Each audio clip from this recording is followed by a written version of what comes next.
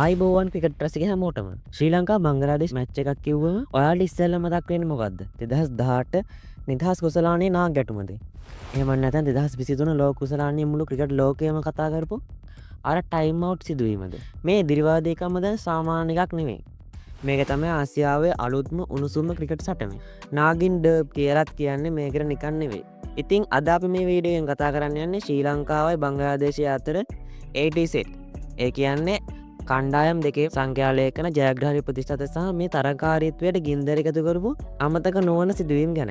මේවා ක්‍රිකට් විස්තර දැනගන්න කැමති කෙනෙක් නම් ඔබත් දැන්ම අපිව සබ්ස්ක්‍රයිබ් කරලා බෙල් අයිකන් එක ක්ලික් කරලම තියාගන්න. හරි. අපි කතාව පටන් ගමු මුල ඉඳන්ම. ඒ කියන්නේ ටෙස්ට් පිටියෙන්.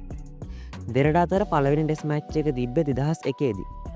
එදා ඉඳන් අද වෙනකන් ටෙස්ට් පිටියේ නම් නම තියලා තියෙන්නේ ශ්‍රී ලංකා කණ්ඩායම. ශ්‍රී ලංකාව සහ බංගලාදේශය අතර මුළු ටෙස්ට් තරග 26ක් පවත්වලා තියෙනවා. ශ්‍රී ලංකාව ජයග්‍රහණ 20ක්, බංගලාදේශය ජයග්‍රහණ 1ක්, ජය පරාජයෙන් තොර තරග 5ක් තිබිලා තියෙනවා. ඉතින් මේක ප්‍රතිශතයක් විදියට ගත්තොත් ශ්‍රී ලංකාවට 77කට ආසන්න අති විශාල ජයග්‍රහී ප්‍රතිශතයක් තියෙනවා. බංගලාදේශයට තාම දිනන්න පුළුවන් වෙලා තියෙන්නේ එකම එක ටෙස්ට් තරගයක් විතරයි. ඒ කියන්නේ 104කටත් අඩු ප්‍රතිශතයක් තමයි බංගලාදේශ කණ්ඩායමට තියෙන්නේ. හැබැයි එයාලා දිනපුවේ එකම එක.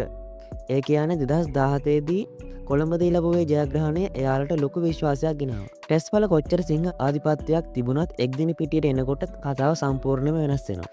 මෙතන තමයි නියම තරගකාරීත්වය පටන් ගත්තේ. ශ්‍රී ලංකාව සහ බංගලාදේශය අතර එක්දින තරග 57ක් තියලා තියෙනවා. ඒකෙන් ශ්‍රී ලංකාව ජයග්‍රහණ 43ක්, බංගලාදේශයේ ජයග්‍රහණ 12ක්, ඒ වගේම ප්‍රතිඵලයක් නැති තරග දෙකක්ම පැවැත්විලා තියෙනවා. සමස්තයක් විදිහට ගත්තම ශ්‍රී ලංකාව තාමත් ඉස්සරෙන් ඉන්නවා. අපේ ජයග්‍රහී ප්‍රතිශතය 75ක්. හැබැයි බංගලාදේශයත් ලේසි නැහැ. ඔවුන්ට මෙහිදී 121ක ජයග්‍රහී ප්‍රතිශතයක් එක්ක ජයග්‍රහී ප්‍රතිශතයක් තියෙනවා. මතකද 2023 ලෝක කුසලානේ. අන්න එතනදී තමයි මෙන්න මේ දිරිවාදීකම උපරිමයටම ගියේ. ඇන්ජලෝ මැතිව්ස්ගේ ටයිම් අවුට් වීමත් එක්ක ලෝකෙම දෙකට බෙදුණා. ඒ සිදුවීමෙන් පස්සේ දෙරට අතර පැවැත්වෙන හැම මැච් එකකටම අලුත්ම ගින්නක් එකතු වුණා. හරි. දැන් අපි යමු වේගවත්ම උණුසුම පිටියට. ඒ තමයි T20. මෙතන තමයි නියම සටන තියෙන්නේ. නාගින් ඩර්බ් කියන නම හැදුවෙත් මෙන්න මේ T20 නිසා. 2018 නිදහස් කුසලානයේදී බංගලාදේශ ක්‍රීඩකයෝ දාපු ඒ නාග නැටුම ඔයාලට මතක ඇති. එදා ඉඳන් ඒක මේ තරකාරීත්වයේ සංකේතයක් වුණා. එතනින් පටන් ගත්ත උණුසුම අදටත් එහෙමමයි. ශ්‍රී ලංකාව සහ බංගලාදේශය අතර මුළු T20 තරග 17ක් පවත්වලා තියෙනවා. ඉන් ශ්‍රී ලංකා කණ්ඩායම ජයග්‍රහණ 11ක්, බංගලාදේශ කණ්ඩායම ජයග්‍රහණ 6ක් ලැබලා තියෙනවා. මෙතනදී බලන්න පරතරය තවත් අඩු වෙලා තියෙනවා. ශ්‍රී ලංකාවේ ජයග්‍රහී ප්‍රතිශතය 65ක් වෙද්දී බංගලාදේශයේ ජයග්‍රහී ප්‍රතිශතය 75ක් දක්වා ඇවිල්ලා තියෙනවා. මේකෙන් පැහැදිලිවම පේනවා T20 පිටියේදී තරගය කොච්චර සමීපද කියලා.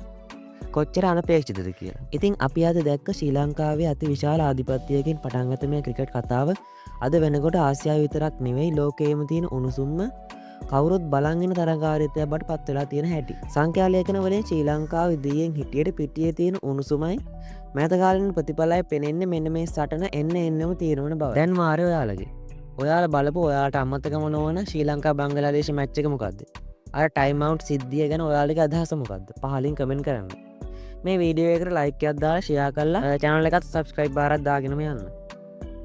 තාත් මේ වගේ සුපිරි ක්‍රිකට් විස්තර දැනගන්න Vibe News අපේ channel එකත් අනිවාර්යයෙන්ම subscribe කරලා තියාගන්න. අපි එහෙනම් තවත් වීඩියෝ එකකින් හමු වෙමු. ඔබට ජය.